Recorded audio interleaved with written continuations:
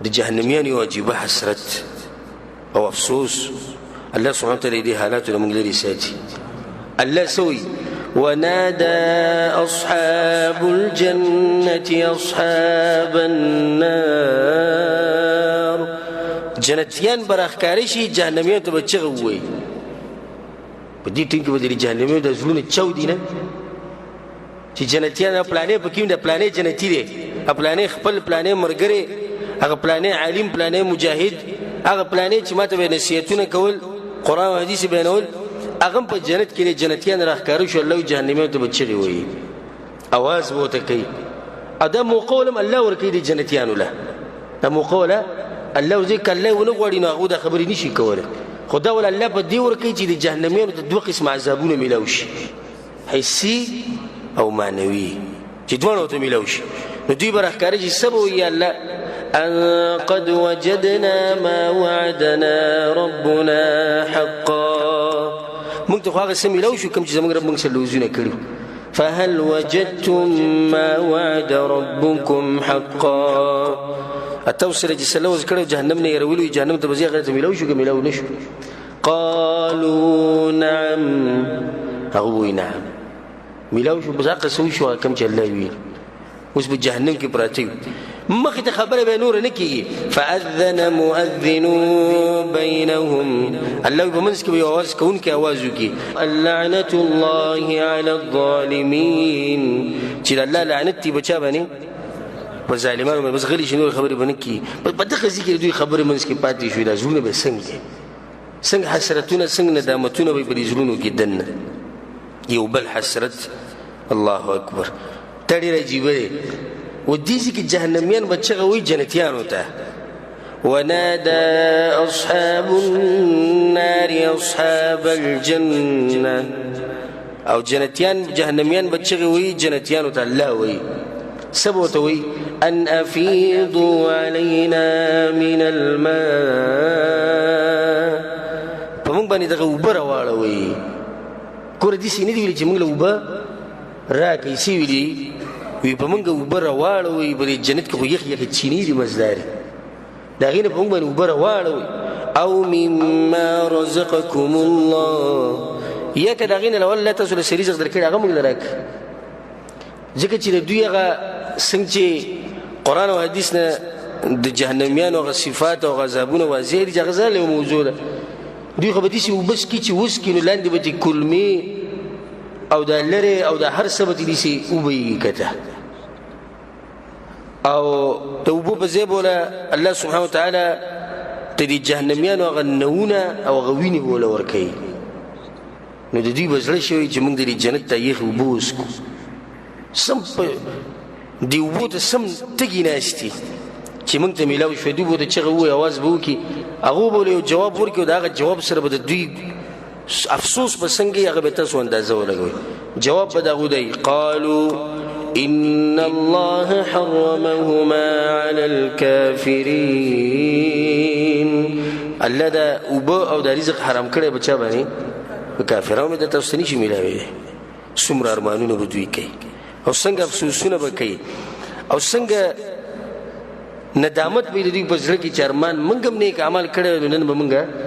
د دوی سره ناس ولرسي کم غټ افسوس چې بدوی کوي او د دې مجرمانو ظالمانو د جهنميانو زونه به دغه دلاسه چوي هغه دی حدیث کې رسول صلی الله علیه وسلم ذکر کړی ابو سعید خدری دا حدیث دی امام مسلم راوړی دی وی کله چې جنتیان جنت ته لاړ شي او جهنميان جهنم ته لاړ شي او فیصله وشي والله ویل وانذرهم يوم الحسره اذ قضي الامر کله چې فیصله وشي دلته فیصله وشو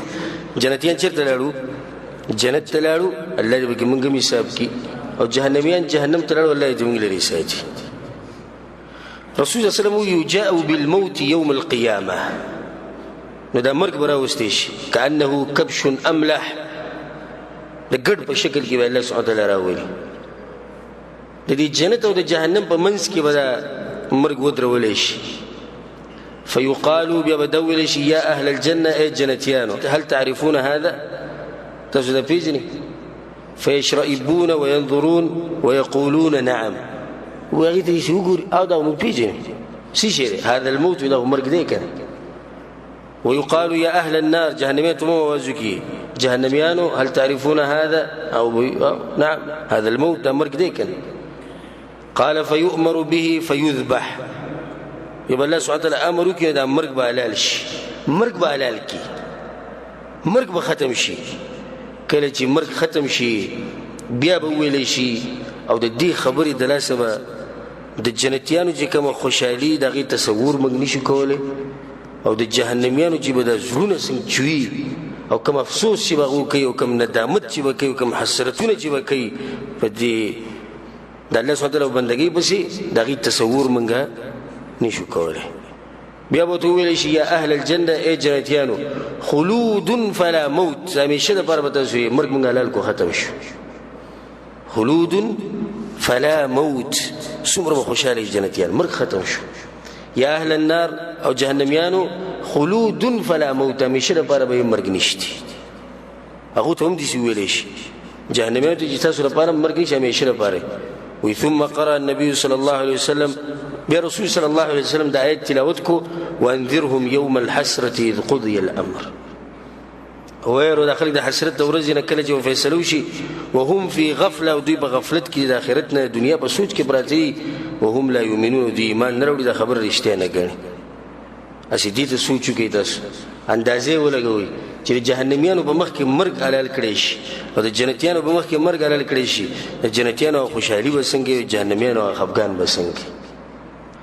یو بل حسرت او افسوس ته دوی د ابو هريره دغه حدیث ته وای ما د رسول صلی الله علیه وسلم نو ورېدلی لا يدخل احد النار یو سړی د هغه وخت پورې جهنم ته نشي تللی یو جهنمي د هغه وخت پورې جهنم ته نشي تللی حتى أري مقعده من الجنة لو أحسن الله بوته په جنت کې زیو خو دادی زیو کنه کې عمل دی کړي اسی دغه ټینګ په دې حسرت کې کنه وکي ها ته ندامت کوي بیا به افسوس کوي هاي ارمان چې ما نیک عمل کړو نو زه خو زما تیار دی قرآن لاړه زه شتي بیا رسول صلی الله علیه وسلم وی ولا يدخل الجنه احد اي سړی د جنت ته دا وخت پورې نشي تللی الا اري مقعده من النار لو اساء کچرته د بد عملونه کړي وي نو د جهنم غزه وته خو شي چې د کستا زه او خو ته نیک عمل کړي نو بچ شوی دی ليزداد شکر رسول سمو چې د الله شکر بیا ډیر وباسي چې الله دې ورنه زبچ کړم